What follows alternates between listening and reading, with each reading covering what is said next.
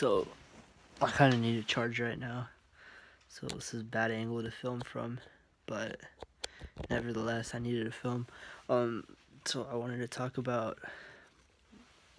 kind of like what the lean startup is, and why that mentality is really good.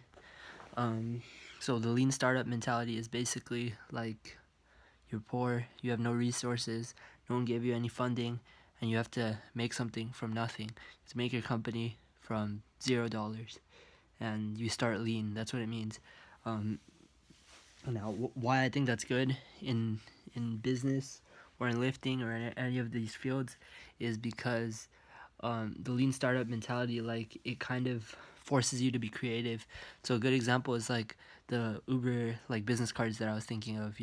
Like, okay, what if you had a ton of money? Then you just buy business cards. You wouldn't think about expenses. You wouldn't think like, oh, how could I do this cheaper or something. But when you do the lean startup, it forces you to be creative. You don't have everything. You don't have all these resources. You're poor. You have basically nothing, and that's like all you have to work with. So you're forced to be creative. You're forced to come up with new ideas and solutions, and you're forced to find like smarter ways of doing things that are cheaper, that are more efficient, that are more reliable for whatever number of ways or number of reasons and stuff. And it kind of forces you to have to do that.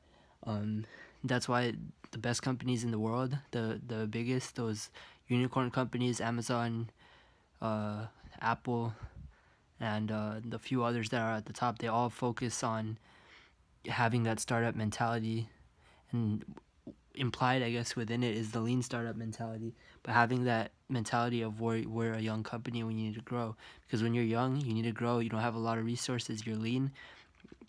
You hustle and you work hard and you come up with solutions that you wouldn't when you're old and you're established. That's why it's important in powerlifting or any other field to have that mentality of the lean startup, that you have few things, you're going to use few resources, and be creative with how you come up with solutions. You're forced to be creative.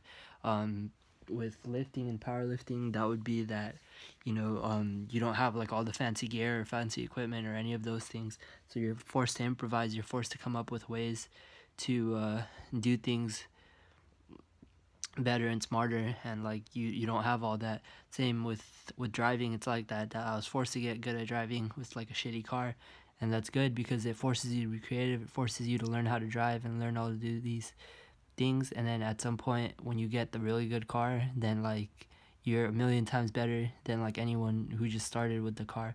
Same with powerlifting. When you suddenly go to the powerlifting gym or you suddenly get the good gear, like you're a million times better than people who got it early.